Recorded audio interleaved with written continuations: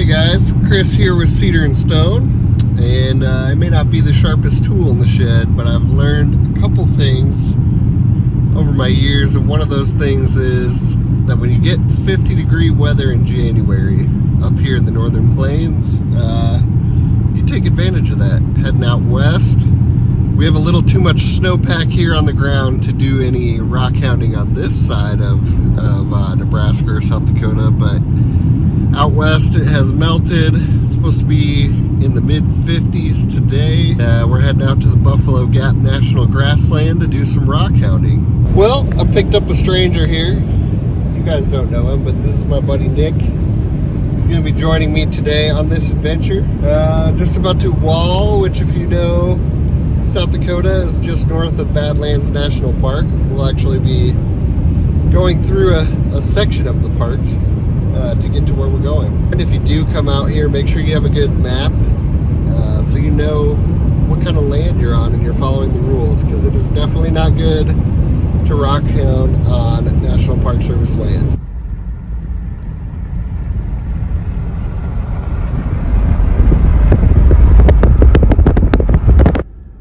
So we made it to our Forest Service road here.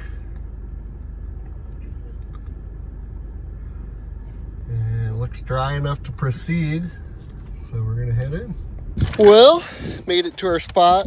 Hit a couple mud holes on the way in, but nothing crazy. And we're just gonna throw backpacks on and start walking. The area where we're at today, obviously the thing western South Dakota is kind of known for is the Fairburn Agate. If you have done any searching for them though, you know how difficult they are to find. That would just be a bonus. And we're also looking for things like prairie agate, bubblegum agate. There's a lot of petrified wood here, kinds of different things. So I'll kind of point some out as we go. We just started walking. Let's see what we can find here. So here's an example of some of the chert that you can find out here. Really interesting colors and patterns. We're trying to walk to the bottom of this before we start looking, and we've had a lot of things catch our eye already. You guys see the prairie agates? Here's one.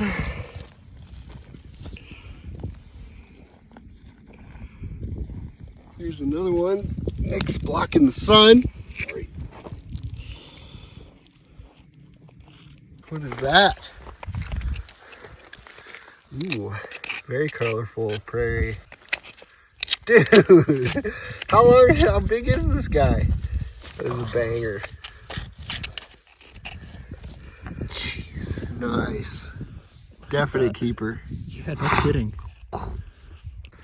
So we're just walking these bluffs here. Pretty much on all of them you'll have a hill like this where a bunch of rocks have kind of eroded out of the Badlands. We're in some pretty heavy chalcedony right now. You can see all of this kind of stuff is chalcedony here. And there is a ton of it. Here's a bubblegum agate. You can kind of see that texture there. That's why people call them bubblegums. And then this guy was why I originally bent down. Got some moss and stuff on it, but that's a pretty nice prairie. There's some petrified wood.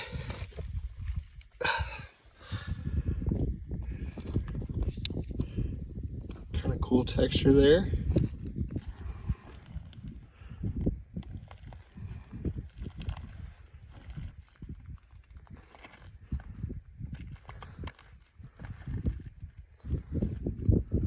We've been spending so much time on these slopes, you can see why. I am on a slope that is pretty nuts right now. Just the whole thing is just covered.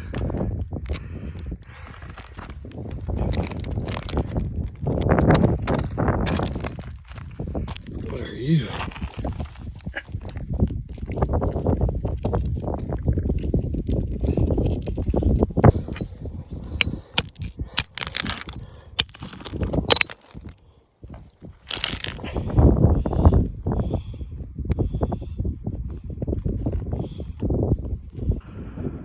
And even if you don't like rocks, views and scenery like this are a heck of a reason to get out in January.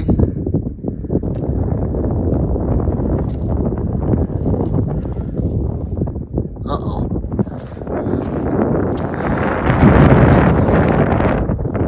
Oh boy.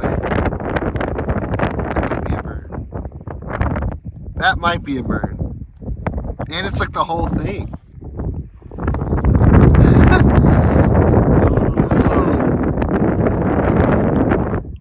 Wow, dude. Alright, so we stopped back at the car, dropped off rocks in the car there.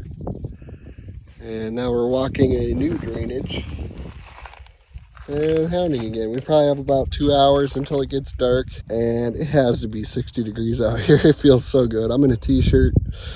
So like I said, even if you find nothing, great January day spent outside.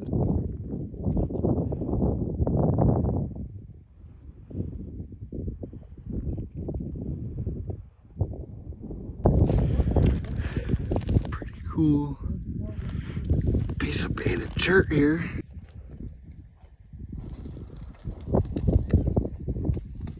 Dropping down, you can see all the rocks down in the bottom there. And that'll probably be our last spot for the day because we're gonna run out of light.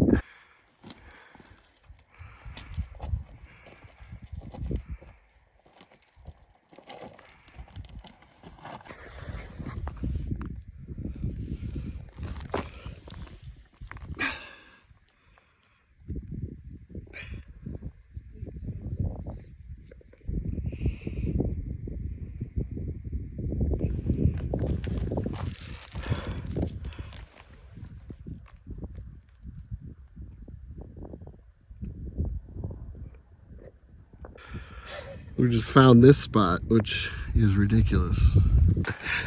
It's like bubble gummy. Show the people. Look at those eyes on the other side. I couldn't see that. No. The top. That's pretty neat. All right, walking back to the car, sun setting. I probably didn't do the best job of filming today, so I'll work on that in the future on these rock hounding trips. What'd you think of the day, Nick? It was pretty good. Found a lot of good stuff. We did. So I'll have to get things cleaned up. And the next time I talk to you, we'll be back in the shop at home. Hello? All right, so we are back home. You can see how much snow is still on the ground here. And got some of our finds cleaned off kind of crudely. Taking the last of my gear inside here. We'll head in and check out our finds. So here's our bucket of finds that I kind of rinsed off yesterday. And I just figured I would kind of go through this by some categories here, show you guys what we found and give you a detailed view of these. And we'll kind of start with the first thing that everybody asks when you go rock hounding out in that part of the world, and that is, did you find a Fairburn? I have a couple of what I would at least call Fairburn signers, which means they show a lot of signs of being a Fairburn. It's not a huge like full face agate, but they do have a couple of pockets that would make you think it could be a Fairburn. This guy, you can see those little windows of fortifications there, and the post is kind of a jasper chert material. It doesn't look like that window runs all the way through, so maybe a good candidate for like tumbling or kind of just leaving as is. So you can see that window with fortifications goes all along kind of that same layer of that rock. We have what might be a little druzy quartz pocket there, and then there are signs on the reverse as well. That one might be a good candidate to cut. That might actually be like a little full face agate inside there. Post looks like chert, which is what you would expect for Fairburns. All right, after those Fairburn signers, we'll kind of talk about some other agates that I found. So you can find all kinds of different stones out there. So I have probably a handful of other agates that I decided to pick up, and we'll show you those real quick. First, we've got this guy. I would call this like a lace agate. Sometimes those windows are only like right there on the surface on the skin, but sometimes they go all the way through. And they can have really interesting eyes and some tight lacy banding at times. And we've got this guy, which these always fool me. So you can see it's almost got a window like a Fairburn. It's a whole nodule. But I'm gonna guess that this is gonna be either a large bubblegum agate or a lace agate. And that might be a candidate to cut just to see what it looks like on the inside. It looks like the signs kind of scattered throughout that whole rock. And you have this really interesting window with eyes and some banding. Then we've got this guy, which is clearly like a lace. So you'll often find them broken. The middle is quartz. You can kind of see some botryoidals in there, but then the outside will be this like bubblegum or brain looking pattern. You can see all the little chalcedony bands in there. There's some more. Then we have this guy, which is a bubblegum agate. And these always kind of fool me into looking like Fairburns, because again, you have this window.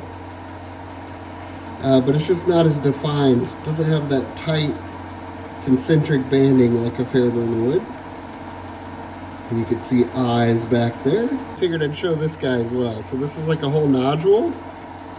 You can see there's some agate banding along this fracture here. And then it comes through and it is visible kind of there by my thumb as well. There's several signs. I'm not sure if this is going to be jasper, just, you know, like a jasper agate with some agate bands, or if that's going to open up and be like a full face agate. So that'll be one that we cut, but just kind of wanted to show it off before we move on to jaspers. So next we're going to talk about jaspers that you can find out there in Buffalo Gap. And there's quite a few. We primarily have either like a bright yellow or bright red. Let's go ahead and show you those, and I'll probably have to zoom out. These are a little bit bigger chunks here. It's like a whole nodule that broke open, and as you can see, you've got nice vibrant reds. You've got some yellow kind of out by the husk, and then you have that almost like maroon or purple core with some quartz. And it's kind of got some little chalcedony or quartz windows, so it might be a jasper agate as well. Either way, beautiful stuff. Again, nice vibrant red with some quartz or chalcedony veins in there. Kind of a nice flat piece, so it should be easy to slab. Much more yellow on the outside, and again, when it's broken open, it reveals that. And we've got this guy, a little more weathered, kind of a yellow and red blend. Almost like a orange or pink coloration to it. Seems a little more sun bleached. So I'll be curious to see if it's more vibrant on the inside. And then last, for the jaspers, we've got this guy here. Looks like a nice jasper agate or like a brachiated jasper.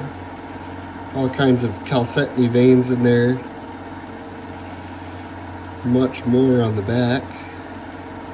It's kind of a nice muted deep crimson color. Alright, so lastly here, guys, we're going to talk about like prairie agates. Calling it an agate is kind of disingenuous. That's what the name is. But they're more of like a flow jasper or flow quartz. It's alternating layers of like different colored jasper and quartz banding. They're not super tight like you would think of in an agate, and they're very wavy. But personally, I love finding these rocks. There's such a variety of colors. And they make really awesome slabs and jewelry and things like that. It's a very hard material. It's usually not super fractured. I was actually looking for several of those on this trip, and I found a bunch, and I needed some bigger ones to possibly put in the saw. So I'll show you this big one I've got in my hand here, and then we'll look at some of the smaller ones. This kind of illustrates what I was talking about. You can see it's almost like wavy banding. It's not super tight banding like you would have in an agate. But really interesting stuff. Probably cut slabs this way. try to accent those banding features. But let's look at some of the smaller ones, and it comes in a lot of different colors, so I think you guys will be surprised by the variety. Pretty decent sized yellow and brown one here. And I love these that have this very high contrast. Those are the ones I kind of tend to gravitate towards for cutting and possibly making jewelry. Really cool stuff. Here's kind of a black and white one. Still kind of muddy. But again, just really cool contrasts and patterns. I really like that side with all of the, almost like a zebra stripe pattern. And we've got another bright yellow one here. Very cool stuff. That one's kind of a weird shape. This guy here, almost like a subtle pink or red. Or purple almost. Kind of lavender. And that side's almost completely sun bleached. Oh, that could be an interesting one. We've got this guy here that was fractured already. It's got some almost red or like, I don't know, salmon colored bands. Get another kind of high contrast yellow. Definitely gonna slab that guy. Got some big fractures on the back there, but that other face is relatively clean. This big boy here, so you can see the husk of this whole thing, very, very banded. I almost thought it was a piece of like pet wood or something at first. But then this side is fractured. And you can see all kinds of cool colors in there. Very, very banded, so that should make for some interesting slabs. So it's got that same kind of golden color, but it's almost got little windows of fortifications and eyes. More like a traditional agate. So that one could go either way, we'll see. One more category before we move on and do some cutting, and that is petrified wood. I have two really very different examples, and then one piece that's kind of a maybe, but I'm not actually sure what it is, so I'll show you those quick. And this guy here, to me, it looks like a limb cast almost, with the rings, but the rest of this rock has nothing, so I'm not, it could be a stromatolite, it could be a weird little agate of some kind, but I've never seen host like that, so I'm not honestly sure. This is pretty traditional pet wood that we find in that area. Kind of see really nice wood texture, at least on this side. And then the inside is almost like a dark agate. And this side's been just polished by erosion. I have quite a few of these. Some of my favorite stuff. Alright, so I've got the pieces I have decided to cut. We've got that agate or jasper nodule. We've got this jasper here. We've got one of our nice prairie agates. We've got that piece of kind of banded shirt. We've got this guy. Could be a prairie, could be some other kind of agate. And last but not least, we have that very heavily banded prairie agate. We're going to load in this guy to just cut in half first and find out what's going on in there.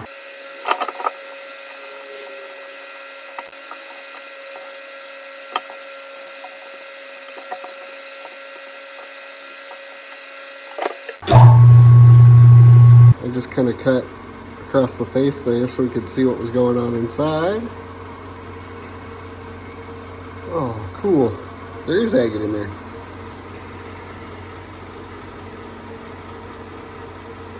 It looks like it gets bigger as you go further, so we might end up cutting that some more.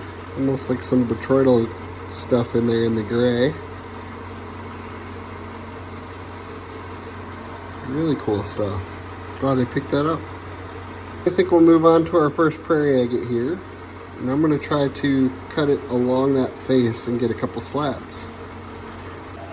Alright, we've got that guy loaded up in the saw. Hopefully it stays. Seems pretty solid. We'll cut that face and then get probably 2 slabs maybe we got room for there. That prairie agate just came off the saw. We get a couple slabs. Let's take a look. So here's that first prairie agate. You remember I kind of showed this side. This is the cutoff piece. And again, as you can see,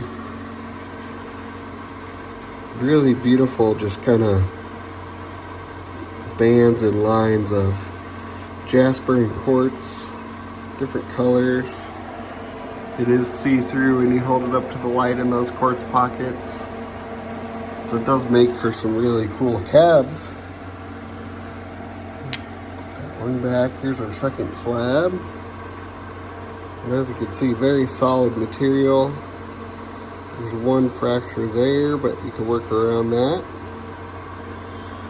And here's the rest of the rock here. On to the next. As next, I think we're gonna go ahead and do this big boy. I'm just gonna keep going along that face so you can see all the bands there. It looks like we just kind of cross the bands as we keep going down that rock that way. We should be able to get quite a few slabs off that guy. That's a big one. All right, so we've got this guy loaded up in the saw. First, I'm gonna kind of, you can see I've got that fractured area lined up with the blade, so I'm gonna kind of face the rock, and then I should be able to get 3 or 4 slabs before I'd have to reposition it there. All right, so that next rock is done. Here's the cutoff piece. Here's the first slab out of it, and these are kind of messy. Fell down in the reservoir on the saw, so they got kind of scummy.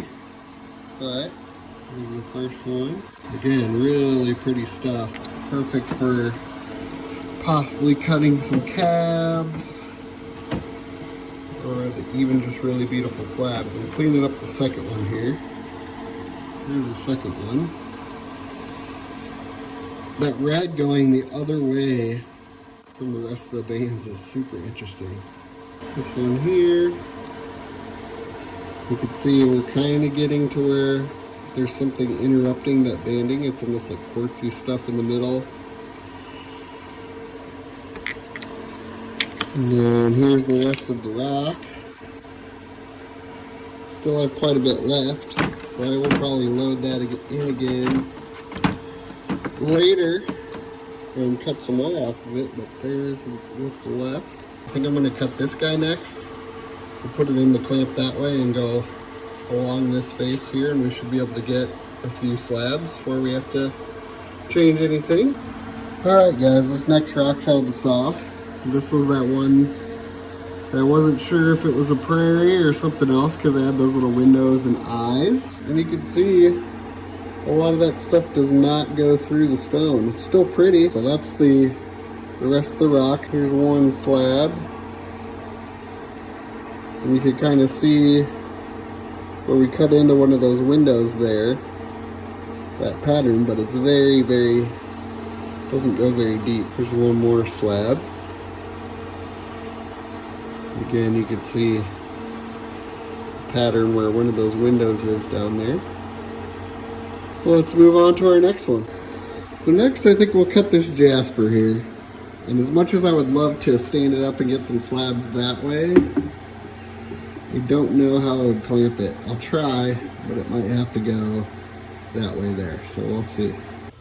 Alright, as I suspected, I couldn't quite get it in there standing up. So we're going to go along that face there. Alright, so we got that jasper piece cut and got it off the saw. This is the cutoff piece after I just kind of faced the rock. Here's our first smaller slab here. Ooh, slippery. Really pretty, almost kind of plumy stuff. And then it opens up and gets larger. Nice deep reds there at the bottom. Here's what we've got left. Probably cut some more of that guy at some point. That's what we could see from the outside there. And I think for this last one, that leaves us with the only one left, which is this, what I think is banded shirt here. Figure out what's going on there.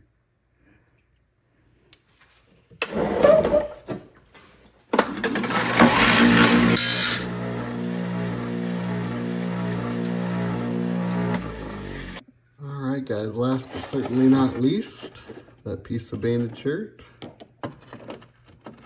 Wow. And it is like a mirror image from side to side. So again, that's what you could see from outside. There it is on the inside.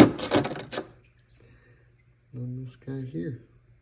Well guys, that's going to do it for today's video. Hope you had as much fun as I did. I realized that I didn't do the best job kind of always filming myself picking those things up. Something to work on in future hounding videos. But if you enjoyed this one, make sure you give it a thumbs up. Subscribe for more rock hounding and lapidary content. And I'll see you guys in the next one. Thanks for watching.